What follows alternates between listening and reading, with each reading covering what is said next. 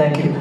ഒന്ന് God life വേറെ ജോണറിലുള്ള സിനിമയാണ്, ഒരു സർവൈവൽ ഡ്രാമയാണ്. ഇതൊരു സർവൈവൽ ഡ്രാമ അല്ല, ഇത് വളരെ എൻഗേജിങ് ആയിട്ടുള്ളൊരു ത്രില്ലർ ആണ്. അതിൻ്റെ പ്രിമൈസ് എന്ന് പറയുന്നത് ഒരു ഡെസേർട്ടാണ്, സഹാര ഡെസേർട്ടിലാണ് നമ്മൾ ഷൂട്ട് ചെയ്തത്. But it's an imaginary world. അതുകൊണ്ട് ആസിഫ് പറഞ്ഞ പോലെ ഇമാജിനറി ആയതുകൊണ്ട് തന്നെ ഇത് നമ്മൾ നേരത്തെ കണ്ടിട്ടുള്ളതല്ലാതെ ഒരു ലൊക്കേഷൻ വേണം എന്നുള്ളൊരു ചിന്തയിൽ നിന്നാണ് ട്യുണീഷ്യ എന്ന് പറയുന്ന ലൊക്കേഷൻ വരുന്നത്. Major part of the film happens in Tunisia. പക്ഷേ അത് എനിക്ക് തോന്നുന്നത് അത് അങ്ങനെ ഈ മൊണോട്ടണസ് ഫീൽ ചെയ്യാതെ ആ വിഷ്വൽ ഭയങ്കരമായിട്ട് എൻഗേജ് ചെയ്യത്തക്ക രീതിയിലുള്ള വിഷ്വൽസ് ആണ്. അപ്പു പ്രഭാകർ ആസി പറഞ്ഞ പോലെ he's done a great job. മാത്രമല്ല ഒത്തിരി നല്ല ടെക്നീഷ്യൻസ് സിനിമയിലുണ്ടായിരുന്നു. വിശാൽ ചന്ദ്രശേഖറാണ് മ്യൂസിക്, സൗണ്ട് ഡിസൈൻ ചെയ്തിരിക്കുന്നത് JD ആണ്, റോണെക്സ് ആണ് മേക്കപ്പ് ചെയ്തിരിക്കുന്നത്, ദീപു ജോസഫ് ആണ് എഡിറ്റർ, ലിൻഡ ജീതു ആണ് കോസ്റ്റ്യൂം ഡിസൈനർ, പ്രേം നവാസ് ആണ് art direction. So every department was handled by experts, the best we could find. അപ്പോൾ ആ ക്വാളിറ്റി ഐ ഫീൽ അത് സിനിമയിലും ഉണ്ടാവും എന്ന് പ്രതീക്ഷിക്കുന്നു.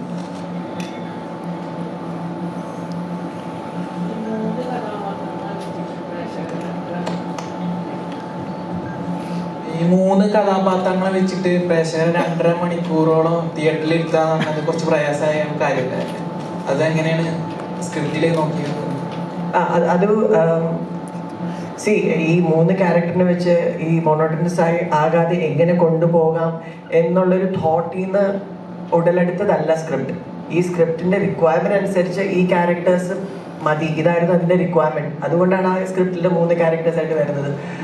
പിന്നെ അത് നിങ്ങൾ കാണുമ്പോൾ അത് മനസ്സിലാവുമെന്ന് പ്രതീക്ഷിക്കുന്നു. ഇതിൽ ഒരുപാട് എന്താ, it's about a man who lives in solitude. 2 characters ഇതിൽ ഏറ്റവും ഇമ്പോർട്ടൻ്റ് ആയിട്ടുള്ള ക്യാരക്ടേഴ്സിൽ 2 പേര് സോഷ്യൽ സ്പെക്ട്രത്തിൻ്റെ എക്സ്ട്രീം എൻഡ്സിൽ നിൽക്കുന്ന 2 പേരാണ്. So in real world scenario ഒരുപക്ഷെ അവർ കാണുക പോലും ചെയ്യാൻ സാധ്യതയില്ലാത്ത 2 പേര് ഒരുമിച്ച് കുറേ സമയം സ്പെൻഡ് ചെയ്യുമ്പോൾ തന്നെ we eager to know what is happening between the. അപ്പോൾ ആ ഒരു ബേസിക് പ്രമൈസിലാണ് ഇത് വർക്ക് ചെയ്തിട്ടുള്ളത്. ജിത്തു ജോസഫ് എന്ന് പറയുമ്പോൾ മലയാളികൾക്ക് എന്നും പ്രിയപ്പെട്ട ത്രില്ലർ സിനിമകൾ ഓർക്കുന്ന ഒരു നല്ലൊരു ഡയറക്ടറാണ്. അപ്പോൾ അദ്ദേഹം പ്രസൻറ്റ് ചെയ്യുക എന്ന് പറയുമ്പോൾ അതേപോലെ തന്നെ മലയാളം എക്സ്പെക്ട് ചെയ്യും എന്തൊക്കെയാണ് ചിത്രത്തിൽ, എന്തൊക്കെ സസ്പെൻസ് ആണ് ഒളിപ്പിച്ചിരിക്കുന്നത്, പ്രേക്ഷകരെ തൃപ്തിപ്പെടുത്താൻ പറ്റുന്ന സസ്പെൻസ് അതിനകത്ത് ഒളിപ്പിച്ച് വെച്ചിട്ടുണ്ടോ? കണ്ടിട്ട് ജീതു സാറിന്റെ പേര് അസോസിയേറ്റഡ് ആകുമ്പോൾ ഒബ്വിയസ്ലി അതിലൊരു എക്സ്പെക്ടേഷൻ ഉണ്ട്. അതുകൊണ്ട് തന്നെ it will help to attract the audience. At the same time അതൊരു റെസ്പോൺസിബിലിറ്റി കൂടെയാണ്. സാറിന്റെ പേര് മോശമാക്കാണ്ട് നമ്മൾ സിനിമ ചെയ്യണമല്ലോ. So I feel we as a team have done justice to it. ബാക്കി നിങ്ങൾ കണ്ടിട്ട് തീരുമാനിക്കാം. ഞാനൊരു മിനിറ്റ് പറഞ്ഞു. ബേസിക്കലി 1-2 കാര്യങ്ങൾ നമ്മളിപ്പോൾ ഇവിടെ പറയുന്നത്, വിഷ്വല്, ഒരു ലൊക്കേഷൻ. സിനിമയ്ക്ക് അങ്ങനെ പ്രത്യേകിച്ച് റൂൾസും ഒന്നുമില്ല. നമ്മൾ എൻഗേജിങ് ആയിരിക്കുക എന്നുള്ളത്. 2 പേരെ ഉള്ളൊരു ആ 2 പേര് അത് വെൽ സ്ക്രിപ്റ്റഡ് ആണ്, വെൽ പെർഫോംഡ് ആണെങ്കിൽ ആ സിനിമ നിൽക്കും, എൻ്റർടൈൻ ചെയ്യുക എന്നുള്ളതാണ്. ഇവിടെ എത്രയോ 100 ആർട്ടിസ്റ്റ് നിന്ന് അഭിനയിച്ച പടമൊക്കെ ഇവിടെ തിയേറ്ററിൽ കൂടെ സർവൈവ് ചെയ്യാതെ പോയിട്ടുണ്ട്. സോ അതല്ല എനിക്ക് ഇതിനകത്ത് ഏറ്റവും അട്രാക്ഷൻ തോന്നിയത്, അല്ലെങ്കിൽ എനിക്ക് ഏറ്റവും ഇഷ്ടപ്പെട്ടത്, അർഫാസ് എന്നോട് വന്ന് ഈ കഥ പറഞ്ഞപ്പോൾ ഞാൻ അർഫാസ് അങ്ങനെ ചിന്തിച്ചല്ലോ എന്നുള്ള. ആസ് എ ഫിലിം മേക്കർ സാധാരണ ആൾക്കാർ ചിന്തിക്കുന്നതിൽ നിന്ന് വിഭിന്നമായി ചിന്തിച്ചു. എന്ന് കരുതി അർഫാസ് ഇപ്പം പറയുന്ന ലോകത്തിൽ ഇന്നേവരെ ആരും പറയാത്ത കാര്യമൊന്നുമല്ല. കാരണം ഞാൻ പണ്ട് ഞാൻ സിനിമയിലേക്ക് വരാൻ ആഗ്രഹിച്ചിരുന്ന സമയത്ത് ശേഖർ കപൂർ, ഞാൻ ഒത്തിരി ഇൻ്റർവ്യൂ പറഞ്ഞിട്ടുണ്ട്, മഹേഷ് ഭട്ട് ശേഖർ കപൂർ ഇൻ്റർവ്യൂവിലും മഹേഷ് ഭട്ട് ശേഖർ കപൂറിനോട് ചോദിക്കുന്നുണ്ട് ബഡ്ഡിങ് ഡയറക്ടേഴ്സിന് എന്തെങ്കിലും മെസ്സേജ് കൊടുക്കാനുണ്ടോ എന്ന് ചോദിച്ചു. അദ്ദേഹം പറഞ്ഞു, if you want to be a good director go against the rules of the industry എന്നാണ്. അപ്പോൾ ഇവിടെ എല്ലാവരും ഒരേ പാറ്റേൺ, ഒരേ ഇത് എങ്ങനെ ചെയ്യും, അങ്ങനെ ചിന്തിക്കുമ്പോൾ അർഫാസ് വന്ന് എന്നോട്, അർഫാസ് പല കഥകൾ പറഞ്ഞിട്ടുണ്ട്. അത് പലതും ബാക്കിയൊക്കെ നല്ലത് തന്നെയാണ്. പക്ഷെ ഇത് എനിക്ക് ഭയങ്കരമായിട്ട് സ്ട്രൈക്ക് ചെയ്തു. കാരണം ഇറ്റ്സ് എ ഡിഫറെൻറ്റ് ഫിലിം. അതുകൊണ്ട് തന്നെയാണ് ഞാനിങ്ങനെ ഭയങ്കരമായിട്ട് സപ്പോർട്ട് ചെയ്തത്. കാരണം മലയാളത്തിന് ഇന്ന് എനിക്ക് തോന്നുന്നത് ഇന്ത്യയിൽ ഏറ്റവും കൂടുതൽ ഇങ്ങനെയുള്ള ഡിഫറെൻറ്റ് സിനിമകൾ ചെയ്യാനും അത് ആസ്വദിക്കാനും കഴിവുള്ള ഒരു ഗ്രൂപ്പാണ് നമ്മുടെ കേരളം മലയാളികൾ എന്ന് പറയുന്നത്. അതുകൊണ്ട് തന്നെയാണ് ഞാൻ ധൈര്യമായിട്ട് തന്നത്. It's A very interesting film. അത് നിങ്ങൾ സിനിമ കാണുമ്പോൾ നിങ്ങൾക്കത് മനസ്സിലാവും. അപ്പോൾ അതിനകത്ത് വിഷ്വലും മാത്രമല്ല, അദ്ദേഹത്തിൻ്റെ സ്ക്രിപ്റ്റിംഗ് ഉണ്ട്, എഴുത്തുണ്ട്, ഇവരുടെ പെർഫോമൻസ് ഉണ്ട്. അതിലാണ് ആ സിനിമ നിൽക്കുന്നത്. ഓഫ് കോഴ്സ് ഫോട്ടോഗ്രാഫി ഉണ്ട്, ബാക്കി എല്ലാ ഘടകങ്ങളും ഉണ്ട്. അപ്പം അത് നിങ്ങൾക്ക് സിനിമ കാണുമ്പോൾ മനസ്സിലാവും. ആസിഫ് ഖാൻ ഈ പുതിയക്ക് ശേഷം ഏറ്റവും അധികം ഫിസിക്കലി ഡിമാൻഡിങ് ആയിട്ടുള്ള സിനിമയാണോ ഇപ്പോൾ ചെയ്തിട്ടുള്ളത്? ആൻഡ് ഇതിലെ മേക്കപ്പ് അല്ലെങ്കിൽ അതിന് വെച്ചിട്ടുള്ള കോസ്റ്റ്യൂംസ്, ലുക്സ്, 2 ലുക്ക് ഉണ്ടെന്നൊക്കെ ട്രെയിലർ കണ്ടപ്പോഴാണ് മനസ്സിലായത്. എത്രത്തോളം ഫിസിക്കലി ഡിമാൻഡിങ് ആയിരുന്നു ലെവൽ ക്രോസ്? ഫിസിക്കലി ഡിമാൻഡിങ് എന്ന് പറയുമ്പോൾ എനിക്ക് എൻ്റെ ഒരു മേജർ കൺസേൺ അങ്ങനെ ഒരു ക്യാരക്ടറിലേക്ക് എത്തുമ്പോൾ, ആ ഒരു അപ്പിയറൻസിലേക്ക് എത്തുമ്പോൾ അതൊരു ഫാൻസി ഡ്രസ് ആവരുത് എന്നുള്ളൊരു ആഗ്രഹം ഉണ്ടായിരുന്നു. കാര്യം ആ സ്ക്രിപ്റ്റ് ഡിമാൻഡ് ചെയ്യുന്ന, അല്ലെ ആ ക്യാരക്ടർ ഡിമാൻഡ് ചെയ്യുന്ന ഒരു ലുക്ക് അതൊട്ടും ഈ ഏജ് കെട്ടി വെച്ച ഒരു ഫീൽ ഇല്ലാതെ കുറച്ച് റിയൽ ആയിരിക്കണം, ഒറിജിനൽ ആയിരിക്കണം എന്നൊരു ആഗ്രഹം ഉണ്ടായിരുന്നു. അപ്പൊ അതിന് വേണ്ടിയിട്ട് 3-4 ഗെറ്റപ്സ് നമ്മൾ ഫൈനൽ ചെയ്തിരുന്നു. കുറച്ചധികം കോസ്റ്റ്യൂംസ് ട്രൈ ചെയ്തിരുന്നു. അപ്പോൾ ആ ഗെറ്റപ്പിലാണ് നമ്മൾ ഈ പറയുന്ന രീതിയിലേക്ക് ക്യാരക്ടർ നറേഷനിലേക്ക് മീറ്റ് ചെയ്യുന്ന ഏറ്റവും അടുത്തുള്ളൊരു ഗെറ്റപ്പായിട്ട് തോന്നിയതായിരുന്നു. അപ്പൊ അതിനോട്, ആ ക്യാരക്ടറിനോട് ജസ്റ്റിഫൈ ചെയ്യുന്ന ഞങ്ങളെ കൊണ്ട് പോസിബിൾ ആയിട്ടുള്ളൊരു ഇത്. പിന്നെ ചാലഞ്ച് എന്ന് പറയുമ്പോൾ അതില് ഏറ്റവും വലിയ ചാലഞ്ച് അത് തന്നെയായിരുന്നു. നമ്മൾ ഈ വേഷം കെട്ടുകയും പെർഫോം ചെയ്യുന്ന സമയത്ത് ക്യാരക്ടർ ലൂസ് ആവുകയും ചെയ്യുമ്പോഴാണ് അത് ഫാൻസി ഡ്രസ് ആവുക. അപ്പൊ അത് ആവാതിരിക്കാൻ മാക്സിമം ട്രൈ ചെയ്തിട്ടുണ്ട്. അത് ഇനി പ്രേക്ഷകരാണ് പറയേണ്ടത്. ഇപ്പോൾ ഓരോ സമയത്ത് മലയാളത്തിൽ ഓരോ സിനിമ ചെയ്യാൻ വേണ്ടിയിട്ട് അമലപ്പോഴും ഓരോ കാരണങ്ങളുണ്ടായിരുന്നു. ഇപ്പോൾ ഉദാഹരണത്തിന് ഒരു ഇന്ത്യൻ പ്രണയകഥ ചെയ്യുന്ന സമയത്ത് ഇതിൽ ഇന്നസെന്റ് ഉണ്ടോ എന്നുള്ളതാണ് സത്യത്തിൽ കണ്ണോട് ചോദിക്കുന്നത്. അതുപോലെ ലാലേട്ടൻ്റെ കൂടെയുള്ള സിനിമകൾ ചെയ്യുമ്പോൾ അദ്ദേഹത്തിനോടൊപ്പം ചെയ്യാം, അല്ലെങ്കിൽ ജോഷി സാറിന്റെ ഡയറക്ഷനിൽ അഭിനയിക്കാം. ലെവൽ ക്രോസിന്റെ ഏറ്റവും വലിയ അങ്ങനത്തെ ഒരു കഥയല്ലാതെ ഇഷ്ടപ്പെടുത്തിയത് എന്താണ്? സത്യേട്ടനോട് ഞാൻ ഒരു മീൻ പ്രണയകഥയിൽ ഇന്നസെന്റ് ആയിട്ട് ഉണ്ടോ എന്ന് ചോദിക്കാൻ കാരണം എന്നാലേ ഞാൻ സിനിമ ചെയ്യുള്ളൂ എന്നുള്ളതല്ല. ഞാൻ ഇന്നസെന്റ് ആയിട്ട് ഭയങ്കര വലിയ ഫാനാണ്. പിന്നെ സത്യേട്ട ഫിലിമിലുള്ള ഒരു കോമൺ ഫാക്ടർ ആണല്ലോ, അപ്പം ആ ഒരു എക്സൈറ്റ്മെന്റിലാണ്. പിന്നെ റൺ ബേബി റൺ ആണെങ്കിലും അതിന്റെ story, Lalettan, Joshi sir, it's a combo. അതൊക്കെ ഒരു വലിയൊരു ബ്ലെസ്സിങ്സ് ആയിട്ടാണ് ഞാൻ കാണുന്നത്. ആക്ച്വലി ഞാൻ ചൂസ് ആൻഡ് പിക്ക് ചെയ്ത ഫിലിംസ് അല്ല, ഇതിലേക്ക് വന്ന ഫിലിംസ് ആണിത്. അതുപോലെ തന്നെ ഈ പ്രോജക്റ്റ് വന്നപ്പോഴും ഞാൻ പറഞ്ഞല്ലോ, ജിത്തു സാർ വിളിക്കുന്നു എന്നെ. പിന്നെ ഞാൻ സ്റ്റോറി കേട്ടു. ആൻഡ് ഇതിൻ്റെ actors, Asif and Sharafudheen, technically strong ആയിട്ടുള്ളൊരു ക്രൂ. ആൻഡ് മെയിൻലി എനിക്ക് ഇതിൻ്റെ സ്റ്റോറി, എനിക്ക് ആസ് എ ഡയറക്ടർ അർഫാസ് എനിക്കത് നറേറ്റ് ചെയ്തതും അർഫാസിൻ്റെ ഒരു വിഷൻ, അർഫാസിൻ്റെ ക്ലാരിറ്റി, എന്നെ അതെല്ലാമാണ് കൺവിൻസ് ചെയ്തത്. So overall it was a good project to be a part of എന്ന് തോന്നി. എനിക്കൊരു നല്ലൊരു ഇൻറ്റ്യൂഷൻ ഉണ്ടായിരുന്നു, ഒരു കൺവിക്ഷൻ ഉണ്ടായിരുന്നു, ഇത് എന്തായാലും വർക്ക്ഔട്ട് ആവും. ബിക്കോസ് എല്ലാ ഡിപ്പാർട്ട്മെന്റ്സിലും ഇത് അത്രയും തന്നെ ഈ പടം അർഫാസ് എങ്ങനെയാണോ കാണുന്നത് അതേ വിഷൻ തന്നെയുള്ള ആക്ടേഴ്സും ടെക്നീഷ്യൻസും തന്നെയാണ് ഇതിൻ്റെ കൂടെ ഉള്ളത്. സോ അത് നന്നായിട്ട് വരും എന്നുള്ളൊരു കോൺഫിഡൻസും ഉണ്ടായിരുന്നു. അമല, എന്തൊക്കെ പറഞ്ഞാലും ഈ ആരാണ് ഇത് പ്രസന്റ് ചെയ്യുന്നത് എന്ന് പറയുമ്പോൾ നമുക്കൊരു എക്സ്പെക്ടേഷൻസും ബെഞ്ച് മാർക്കൊക്കെ ഉണ്ടാവുമല്ലോ. ഇപ്പോൾ ഡേവിഡ് ഫിഞ്ചർ ആണ് മൈൻഡ് റണ്ണർ പ്രസന്റ് ചെയ്യുന്നത് നെറ്റ്ഫ്ലിക്സിൽ എന്ന് പറയുമ്പോൾ ഉണ്ടാകുന്ന ഒരു കാര്യമുണ്ടല്ലോ. അല്ലെങ്കിൽ മണിരത്നം പ്രസന്റ് ചെയ്യുന്നു എന്ന് പറയുമ്പോൾ നമ്മൾ പ്രതീക്ഷിക്കുന്ന ഒരു എസ്തെറ്റിക്സ് ഉണ്ട്. അതുപോലെ ജിത്തു ജോസഫ് പ്രസന്റ് ചെയ്യുന്നു എന്ന് പറയുമ്പോൾ നമ്മൾ പ്രതീക്ഷിക്കുന്ന കുറച്ച് കാര്യങ്ങളുണ്ട്. ഈ ട്വിസ്റ്റുകൾ, ക്ലൈമാക്സിന്റെ റിവീലുകൾ, അതൊക്കെ ഇത് ഇവിടെയും വരുന്നുണ്ടോ ആ സാമ്യങ്ങളൊക്കെ? നിങ്ങളോട് എനിക്കൊരു റിക്വസ്റ്റ് ഉണ്ട്. എങ്ങനെയെങ്കിലും ബെഞ്ച് മാർക്ക് ഒന്ന് ഒഴിവാക്കി തരാമോ? കാരണം ബെഞ്ച് മാർക്ക് കാരണം ജീവിക്കാൻ പറ്റില്ല. കാരണം ബേസിക്കലി എന്താ പറയുക, ഞാൻ കുറച്ച് സിനിമകൾ ചെയ്തു. അതിനകത്ത് കുറച്ച് ത്രില്ലേഴ്സ് ആയിരുന്നു. ഞാൻ ഹ്യൂമർ ചെയ്തിട്ടുണ്ട്, ഫാമിലി ഡ്രാമ ചെയ്തിട്ടുണ്ട്, കോർട്ട് റൂം ഡ്രാമ ഒക്കെ ചെയ്തിട്ടുണ്ട്. ബെഞ്ച് മാർക്കിൻ്റെ ഒരു ഇതെന്താന്ന് എനിക്ക് ഇപ്പോഴും മനസ്സിലായിട്ടില്ല. എൻ്റെ പ്രോബ്ലം അതാണ്. അപ്പം ദൃശ്യം ഇറങ്ങി കഴിഞ്ഞപ്പോൾ തൊട്ട് ഏത് സിനിമ വന്നാലും ദൃശ്യം പോലെ ആയാലും ഞാൻ പറഞ്ഞ വേറെ ദൃശ്യം 1 ഉം 2 ഒന്നും കമ്പയർ ചെയ്ത് എനിക്ക് മനസ്സിലാക്കാം. അപ്പം എനിക്കതിപ്പോഴും കൺഫ്യൂസ്ഡ് ആകുകയാണ്. അതുകൊണ്ട് ഞാൻ ദയവ് ചെയ്ത് പറയാം, എൻ്റെ ബെഞ്ച് മാർക്കും ലെവൽ ക്രോസ് തമ്മിൽ കണക്ട് ചെയ്യണ്ട. ലെവൽ ക്രോസ് എന്ന് പറയുന്നത് it's A different film, it's an interesting plot, ഒരു ഡിഫറെൻ്റ് ആയിട്ടുള്ള ഒരു സ്റ്റോറി, അതിനകത്ത് നന്നായിട്ട് പെർഫോം ചെയ്ത നല്ല ക്യാരക്ടറൈസേഷൻസ് ഉണ്ട് അതിനകത്ത്. അപ്പം അതൊരു പുതിയ ഫിലിം മേക്കറുടെ ഒരു തോട്ടാണ്. അതിനെയാണ് നിങ്ങൾ സപ്പോർട്ട് ചെയ്യുക. അപ്പം അല്ലാതെ നിങ്ങൾ ഈ സിനിമ ജിത്തു ജോസഫിന്റെ യൂഷ്വൽ ട്വിസ്റ്റ് അങ്ങനെ പ്രതീക്ഷ വരരുതേ. ഇതൊരു ഒരു വ്യത്യസ്തമായ ഒരു സിനിമ, ഒരു നല്ലൊരു സിനിമ കാണുക എന്നുള്ള രീതിയിൽ വരിക. അല്ലാതെ ഇതിനകത്ത് ഭയങ്കരമായ ട്വിസ്റ്റ് ഉണ്ട്, അല്ലെ ഭയങ്കരമായ ഹ്യൂമർ ഉണ്ട്, അങ്ങനെ ഒന്നുമില്ല. ഇതൊരു ഡിഫറെന്റ്, അതേപോലെ ഒരു വ്യത്യസ്തമായൊരു സിനിമ എന്ന് കരുതി ഒരു കാര്യം ഞാൻ പറയുന്നത് ലോകത്തിൽ ഇന്ന ഒരു എന്നൊന്നും അവകാശപ്പെടുന്നില്ല. പക്ഷെ വേറൊരു എക്സ്പീരിയൻസ് ആയിരിക്കും സിനിമ എന്നാണ് എൻ്റെ വിശ്വാസം. അമല,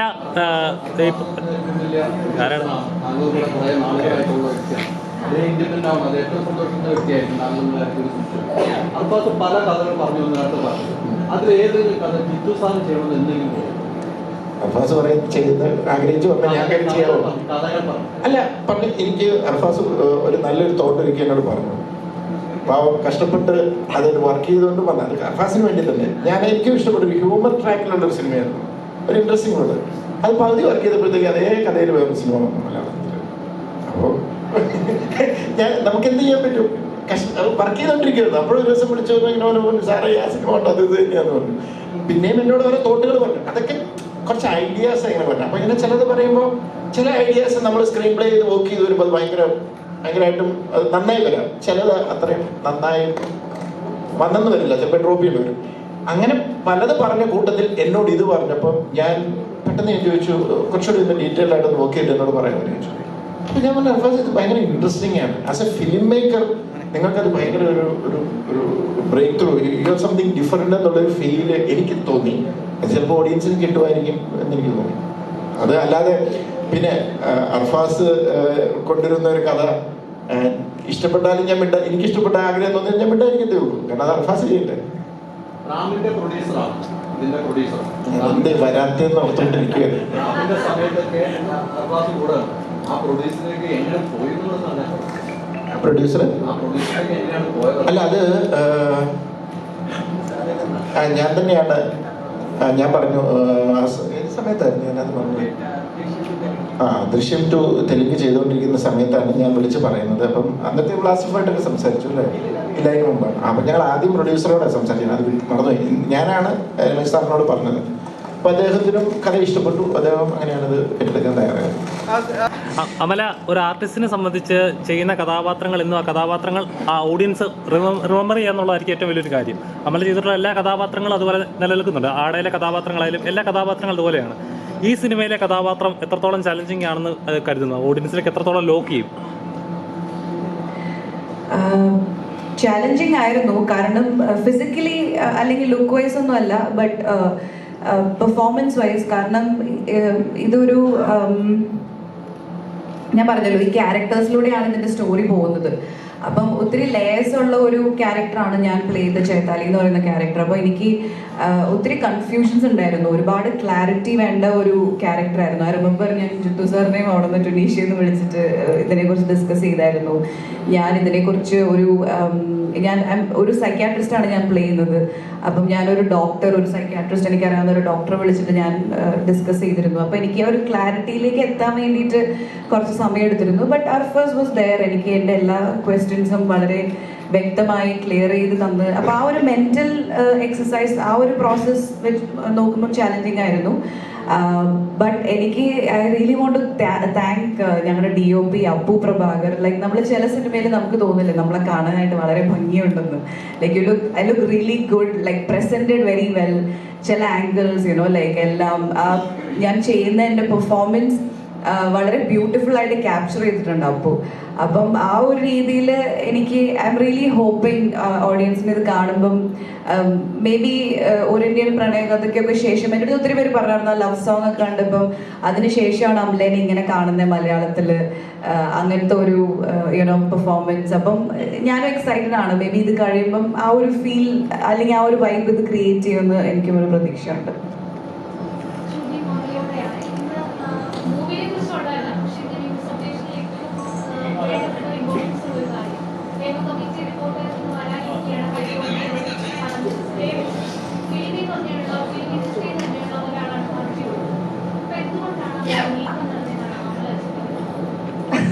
എനിക്ക് ഒരു ഐഡിയ ഇല്ലാത്ത കാര്യമാണത്, സോറി. ഞാൻ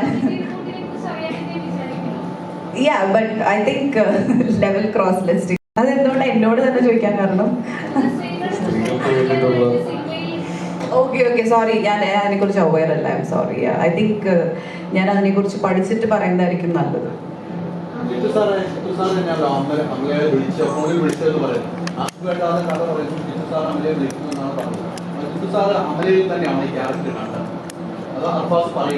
അല്ല, ഞങ്ങൾ ഇതിനെക്കുറിച്ച് ഡിസ്കസ് ചെയ്തപ്പോൾ നമുക്ക് കുറച്ചൊരു ഇപ്പം മലയാളത്തിൽ എനിക്ക് സമയത്ത് കുറച്ചൊരു ഗ്യാപ്പ് ഉണ്ടായിരുന്നു. ഒരു ഫ്രഷ് മീൻസ് ഒരു സ്ഥിരം ചെയ്തുകൊണ്ടിരിക്കുന്ന ഒരാൾ പാടില്ല. പിന്നെ ന്യൂ ഫേസ് വേണം, ഇങ്ങനെ ഒരു ഡിസ്കഷൻ നടന്നപ്പം ആരോ ഒരാൾ നമുക്ക് പെട്ടെന്ന് ഈ കാസ്റ്റിങ്ങിന്റെ സമയത്ത് ചിലപ്പോൾ പല ഫേസസും ഓർക്കത്തില്ല. അങ്ങനെ ഇരുന്നപ്പോൾ ആരോ ഒരാൾ അവിടെ ഇരുന്ന് അമലപ്പോൾ എന്ന് പറയുമ്പോൾ പെട്ടെന്ന് എല്ലാവരും പറഞ്ഞു ഷീസ് ഗുഡ്, കറക്റ്റ്, ഇതിനകത്ത് മാച്ച് ചെയ്യുന്നുണ്ട് ക്യാരക്ടർ എന്ന് പറഞ്ഞാൽ ഇതൊരു ഗ്രൂപ്പ് ഡിസ്കഷനിൽ നിന്ന് പെട്ടെന്ന് ആ പേര് പോപ്പപ്പ് ചെയ്ത് വന്നപ്പോൾ ഞങ്ങളൊക്കെ എടുത്ത ഡിസിഷനാണ്. അപ്പോൾ തന്നെ ഞാൻ പറഞ്ഞു എനിക്ക് അമലേനെ അറിയാം, ഞാൻ വിളിക്കാൻ, ഞാൻ സംസാരിക്കാൻ പറഞ്ഞ് ഞാൻ ഇമ്മീഡിയറ്റ് വിളിക്കുകയായിരുന്നു.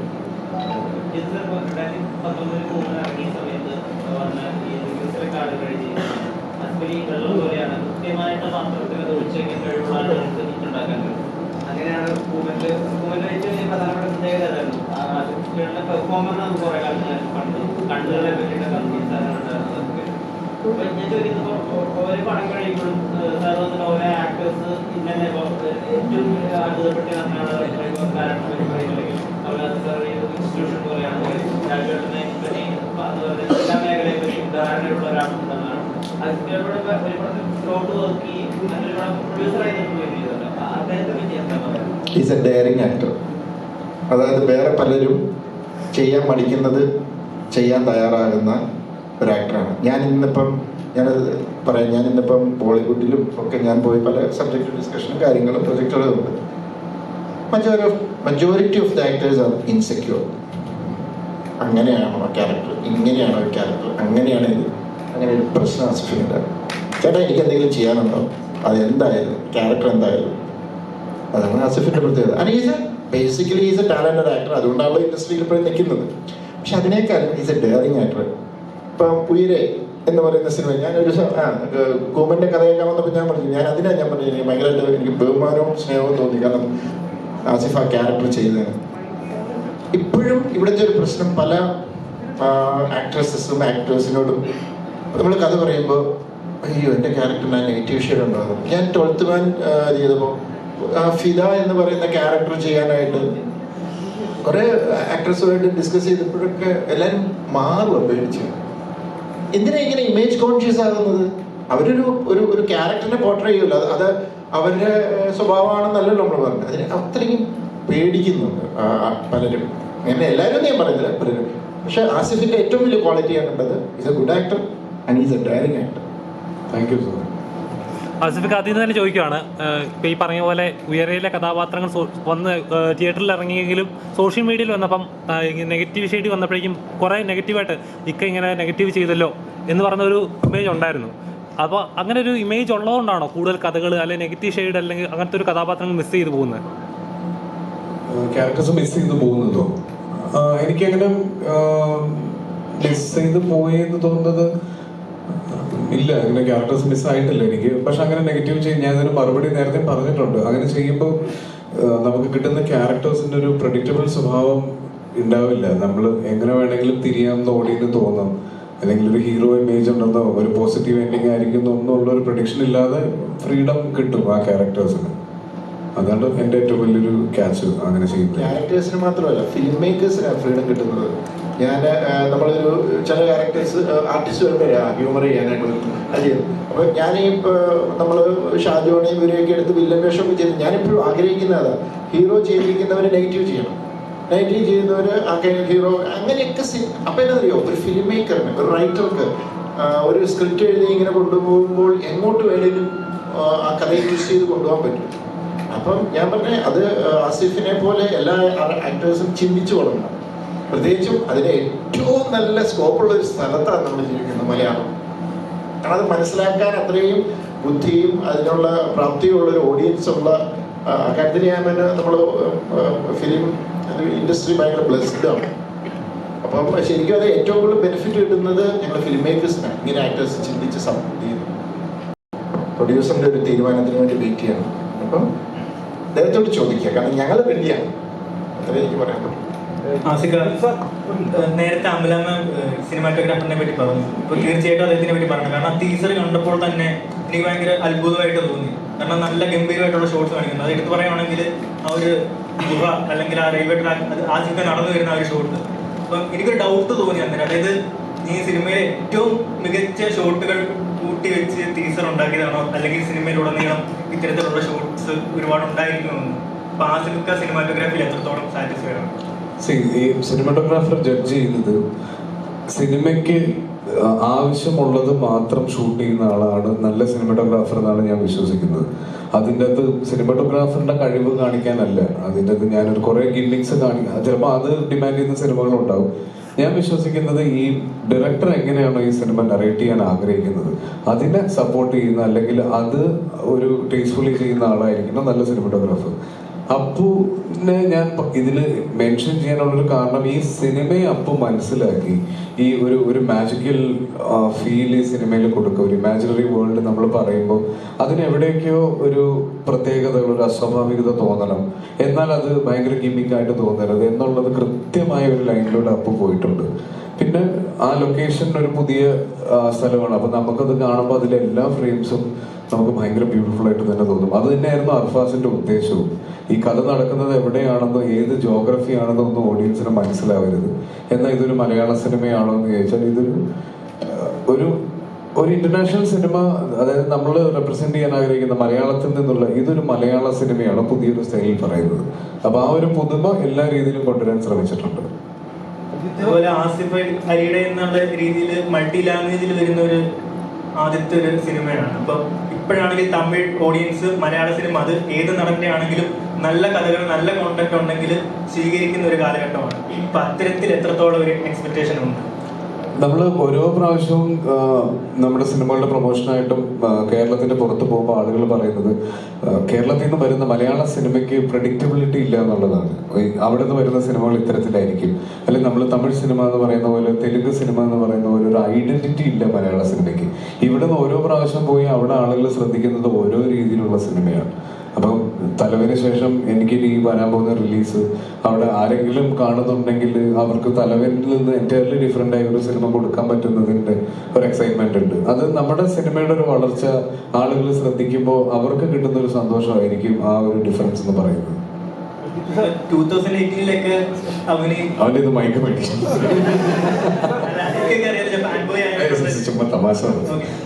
2018-ലൊക്കെ ഒക്കെ ഉണ്ടായിരുന്നു, അത് ഇന്ത്യ ഒട്ടാകെ ഈവൻ ഓസ്കാറിൽ വരെ പോയൊരു സിനിമയാണ്. അപ്പം അതിൽ അഭിനയിച്ച ഒരു ആക്ടർ എന്നുള്ള നിലയ്ക്ക് ഇപ്പൊ മൾട്ടി ലാംഗ്വേജ് അല്ലെങ്കിൽ വേറെ ലാംഗ്വേജിലൊക്കെ ചേട്ടന് കോൺഫിഡൻസ് ഇല്ല എന്ന് പറഞ്ഞിട്ടുണ്ട്. അപ്പൊ അതിന്റെ ഒരു ആവശ്യം ഇനി ഇല്ലല്ലോ, കാരണം ഇപ്പൊ ഇന്ത്യ ഒട്ടാകെയുള്ള ആൾക്കാരൊക്കെ കണ്ട് കോൺഫിഡൻസ് ഇല്ലെന്ന് പറഞ്ഞത് എനിക്ക് മലയാളത്തിൽ നിന്ന് ഞാൻ പോയി മലയാള സിനിമയെ റെപ്രസെന്റ് ചെയ്ത്, അല്ലെങ്കിൽ അവിടെ നിന്ന് വന്നൊരു ആക്ടറാണെന്ന് പറയുമ്പോൾ എനിക്ക് അവിടെ കിട്ടേണ്ടത് അങ്ങനെ ഒരു വേഷമായിരിക്കണം എന്നൊരു ആഗ്രഹമുണ്ട്.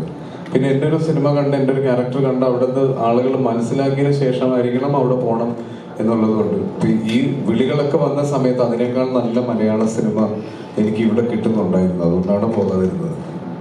ജിത്ത് സാറിന്റെ എല്ലാ സിനിമകളിൽ തന്നെ ഓരോ മെയിൻ കഥാപാത്രത്തിൽ, ഇപ്പൊ മെമ്മറീസിലെ പൃഥ്വിരാജിന്റെ ആയാലും, കുമ്മല ആസിഫാറെ കഥാപാത്രത്തെ ആയാലും, ദൃശ്യത്തിലെ ആൽബന്റെ ആയാലും, എല്ലാ കഥാപാത്രങ്ങളും പറഞ്ഞു പോകുന്ന ഒരു ഡെപ്ത് ആയിട്ടുള്ള കഥാപാത്രങ്ങളാണ് നമുക്ക് കാണാൻ സാധിക്കുന്നത്. തിയേറ്ററിൽ ഇറങ്ങിക്കഴിഞ്ഞാലും കഥകൾ വേറെയും പറയാനുണ്ടെന്നുള്ള രീതിയിൽ ഇപ്പൊ ദൃശ്യം 2 എടുക്കുമ്പോഴും ആ ഒരു ചിന്ത എൻ്റെ മനസ്സിൽ വന്നിരുന്നു.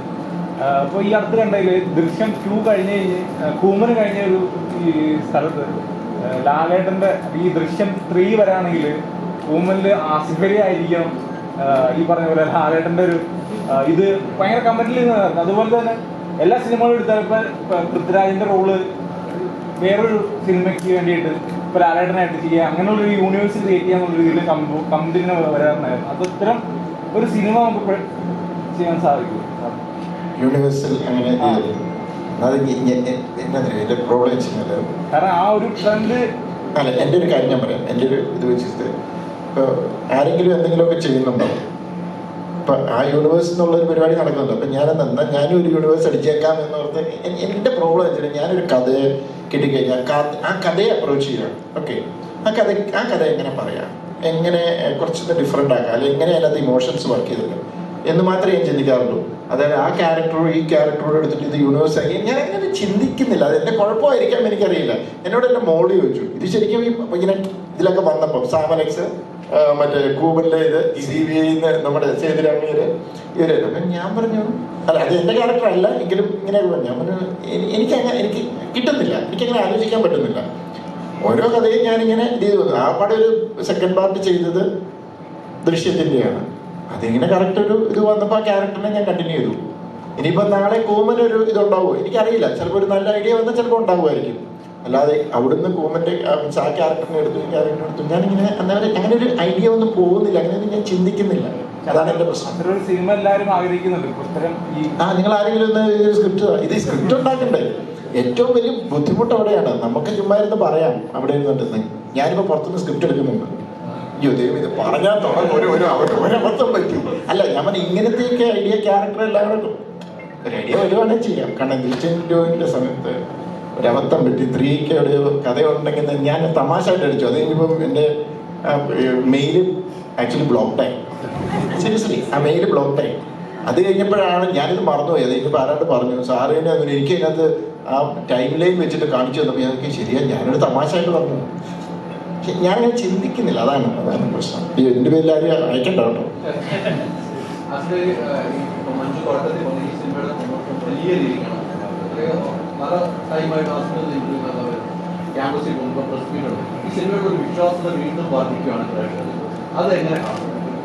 അല്ല, നമ്മൾ ഏത് പ്രൊഡക്റ്റ് നമ്മൾ ഇൻട്രൊഡ്യൂസ് ചെയ്യുമ്പോഴും അതിൻ്റെ മാർക്കറ്റിങ്ങിന് അതിൻ്റെതായ എഫേർട്ട് എടുക്കണം എന്ന് വിശ്വസിക്കുന്ന ഒരാളാണ് ഞാൻ. എൻ്റെ സിനിമ ഏറ്റവും കൂടുതൽ ആളുകളിലേക്ക് റീച്ച് ചെയ്യണം, അല്ലെങ്കിൽ ആ സിനിമ കാണാനൊരു തോന്നൽ ഉണ്ടാക്കണം എന്നുള്ളത് നമ്മുടെ മാർക്കറ്റിങ്ങിൻ്റെ വലിയൊരു അത്യാവശ്യമുള്ളൊരു അതാണ് മാർക്കറ്റിംഗ് ഉദ്ദേശിക്കുന്നത്. അപ്പോൾ അത് എല്ലാ സിനിമയ്ക്കും ചെയ്യുന്നുണ്ട്. പ്രത്യേകിച്ച് ഇത്തരത്തിലുള്ളൊരു സിനിമ വരുമ്പോൾ നമ്മളൊരു പുതിയ നരേറ്റീവ് ഉള്ളൊരു സിനിമയാണ്. അപ്പോൾ ഇതിനകത്ത് ട്രെയിലർ കാണുമ്പോൾ കിട്ടുന്ന ഒരു മൂഡുണ്ടല്ലോ, ആ മൂഡ് വെച്ചിട്ട് ഈ സിനിമയ്ക്ക് ആളെ കൊണ്ടുവരണമെങ്കിൽ, ആളുകളിലേക്ക് കൂടുതൽ എത്തിക്കണമെങ്കിൽ നമ്മളൊരു എഫേർട്ട് വേണം. പിന്നെ ഇൻഡസ്ട്രി വലുതാവുകയാണ്. ഒരുപാട് നല്ല സിനിമകൾ വരുന്നു. ഇപ്പൊ ഈ വർഷം എടുക്കുമ്പോൾ ഈ വർഷം ഇറങ്ങിയ എല്ലാ സിനിമകളും അത്യാവശ്യം ഒരു അബോ ആവറേജ് ലെവലിൽ അഭിപ്രായങ്ങൾ നേടിയ സിനിമയാണ്. അപ്പൊ അങ്ങനെ ഒരു വലിപ്പം ഇൻഡസ്ട്രിക്ക് ഫീൽ ചെയ്യണം എന്നൊക്കെ ഉള്ളതുകൊണ്ടാണ് ഇങ്ങനെ എഫേർട്ട് ഇട്ട് മാർക്കറ്റ് ചെയ്യുന്നത്. ആസിഫ് ഇപ്പൊ ഈ റെയിലില് തല വെച്ച് ട്രെയിൻ വരുന്നത് കാണുന്ന ഒരു ഷോട്ടാണ് നമുക്ക് എല്ലാവർക്കും മൂന്നാം കമലഹാസനെയും ശ്രീദേവിനെയൊക്കെ ഓർമ്മ വരും. അല്ലെങ്കിൽ പല്ലിൽ കറിയിട്ട ഒരു ആക്ടർ നടക്കുന്നു. ഇപ്പൊ കറുത്ത പക്ഷികളുടെ ശ്രീ മമ്മൂക്കേനെ ഓർമ്മ വരും. ഇതൊക്കെ ചെയ്യുമ്പോൾ ആസിഫിയുടെ മനസ്സിൽ എന്തൊക്കെയാ? എന്റെ മനസ്സിൽ രഘു മാത്രമായിരുന്നു ഉണ്ടായിരുന്നത്. കാര്യം അർഫാസ് അത്ര രസമായിട്ടാണ് എനിക്ക് ആ ക്യാരക്ടർ പറഞ്ഞു തന്നിരുന്നത്. പിന്നെ ഒത്തിരി സമയമെടുത്താണ് നമ്മൾ ഈ സിനിമ ഷൂട്ട് ചെയ്തത്. ഈ പറയുന്ന പോലെ പെർഫോമൻസിന് വേണ്ടിയിട്ടാണെങ്കിലും നമ്മൾ ഒരുപാട് റിഹേഴ്സൽസും ഒരുപാട് വർക്ക്ഷോപ്സും ഒക്കെ ചെയ്തിട്ടുണ്ട്. അപ്പൊ അത് എല്ലാ ഡീറ്റെയിലിങ്ങും ആ ക്യാരക്ടേഴ്സിന്റെ ഞാൻ പറഞ്ഞില്ലേ, ഒരു ഏജ് ഘട്ടമായി പോകരുത് ആ ക്യാരക്ടർ. അപ്പൊ അത് ഭയങ്കര ഒറിജിനലായിട്ട് നിൽക്കാനുള്ള എല്ലാം എൻ്റെ ഭാഗത്തുണ്ട്. അല്ലാതെ വേറെ ഒരു റെഫറൻസോ അല്ലെങ്കിൽ വേറെ ആളുകൾ ചെയ്തത് കൊണ്ട് എനിക്കും ഇങ്ങനൊരു വേഷം വേണം. പണ്ട് ഇങ്ങനെ ഒരു തോന്നലുണ്ടായിരുന്നു, ഇങ്ങനെ ഒരു സാധനം ചെയ്താൽ സ്റ്റേറ്റ് അവാർഡ് അടിക്കാം എന്നുള്ളത്. അപ്പൊ അങ്ങനെയൊന്നുമല്ല. ഇത് ഈ ക്യാരക്ടർ ഇഷ്ടപ്പെട്ട് ഈ സിനിമയെ ഇഷ്ടപ്പെട്ട് തന്നെയാണ് ചെയ്തത്. മലയാളികൾ എവിടെയുള്ളവരെല്ലാം ഇഷ്ടപ്പെട്ടത് നടൻ തന്നെയാണ്. അതിനൊന്നുകൂടെ പേര് തെളിയിച്ചത് നമുക്ക് ഏറ്റവും സന്തോഷം ദുബായിൽ ഇപ്പോൾ അത് താങ്കളുടെ പേര് ഒഴുകി നടക്കാൻ തുടങ്ങിയാണ് എന്ന് ഞങ്ങൾ കേട്ടിരുന്നു. അതുമായിട്ടുള്ള കാര്യമാണ്. അല്ല, ഞാനും അറിഞ്ഞു, എനിക്കും സന്തോഷമുള്ളൊരു കാര്യമാണ്. ഒത്തിരി അഭിമാനം തോന്നി. അപ്പൊ അതിന്റെ താഴെ ഒരു കോമന്റ്, എന്നാ പിന്നെ ഇവരൊരു ചില്ലുകൂട്ടിലിട്ട് പുണ്യാളിട്ട് പ്രഖ്യാപിക്കുന്നു. അപ്പൊ അതും എല്ലാം ഇതിന്റെ ഭാഗമാണ്. അങ്ങനെ ഒരാൾക്ക് തോന്നി, അത് ഒരുപാട് സന്തോഷം. ഇല്ല, ഞാനും അത് ന്യൂസിലൂടെയാണ് അറിയുന്നത്. എനിക്കും അദ്ദേഹത്തിന് ഒരുപാട് പരിചയമുണ്ട്. പക്ഷെ അങ്ങനെ ഒരു കാര്യം ചെയ്യുന്നു എന്നുള്ളതൊന്നും എനിക്ക് അറിയില്ലായിരുന്നു. അത് ഞാൻ കേട്ടപ്പോ എനിക്കും തോന്നി അത് കുറച്ച് ഓവറായി പോയില്ലേ.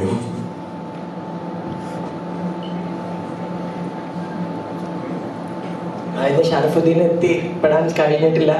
Sharafuddin is also playing a very important part in the film.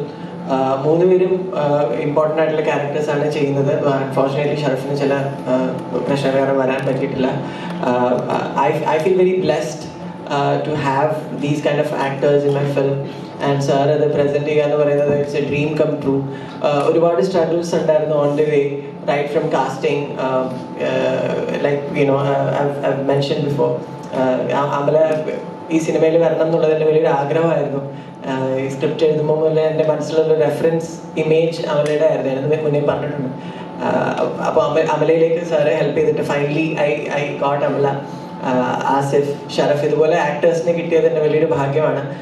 രാജസ്ഥാനിൽ പ്ലാൻ ചെയ്ത ഒരു സിനിമ ടുണീഷ്യയിൽ കൊണ്ടുപോയി ഷൂട്ട് ചെയ്യാൻ കഴിഞ്ഞത് അത് പ്രൊഡ്യൂസറിൻ്റെ സപ്പോർട്ട് കൊണ്ട് മാത്രമാണ്. അതുകൊണ്ട് രമേശ് പിള്ള സാറിനോട് ഒരുപാട് നന്ദിയുണ്ട്. ഇനി സിനിമ കംപ്ലീറ്റ് ആയി it all feels worth when I see the reactions of them after watching the film. So I'm really looking forward to this. I hope you all go and watch the film and you hope like it. നിങ്ങളുടെ അഭിപ്രായങ്ങൾ പറയാ. Thank you so much.